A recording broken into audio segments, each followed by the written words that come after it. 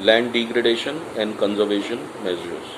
Since we have shared our land with the past generation, and still we have to use this land with the future generation also. 95% of our basic needs, that is including food, shelter, clothing, they are directly obtained from the land. Human activities, that is our activities, have not only brought about the land degradation, but we have accelerated the rate of land degradation. Actually, land degradation is a natural process. It takes place, but it is very slow.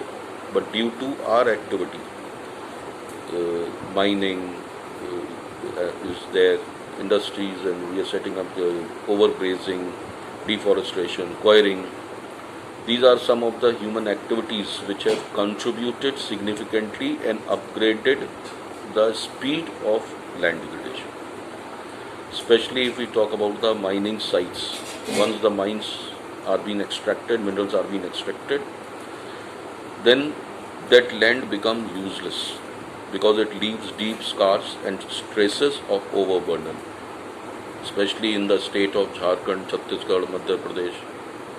Okay, we find mostly because of the mining activity, deforestation has been done. That has also created lot of land degradation.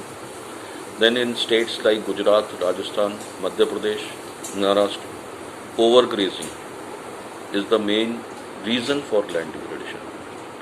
But in states like Punjab, Haryana, Western UP, land degradation is due to the water logging. That is, we have been increasing irrigation more and more.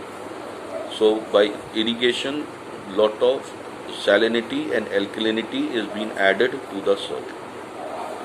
Then the mineral processing, like grinding of the limestone for the cement industry, it generates huge quantity of dust into the atmosphere, and this dust settles either on the land or maybe on the water body also, degrading both. And in recent years, industrial effluents, wastages from the major become a major source of land degradation as well as the water pollution in many parts of the country. So there are many ways now we can solve out the problem of land degradation. Very first thing is afforestation, that is adding on more area to the forest area.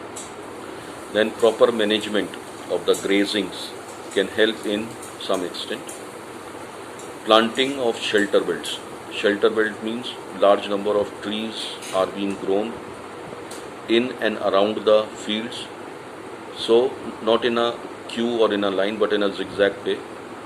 So it stops the velocity of the wind, and it stops even the wind to carry the topmost part. Then stabilization of sand dunes by growing thorny bushes are some of the methods to check the land degradation in the arid areas. We have to have a proper management of the wastelands. We have to keep a control on the mining activity.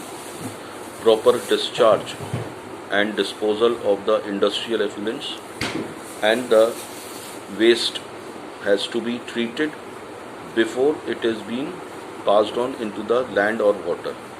That is, the wastewater has to be treated very nicely, and which can help in reducing the land and water degradation in industrial and the suburban areas. Okay.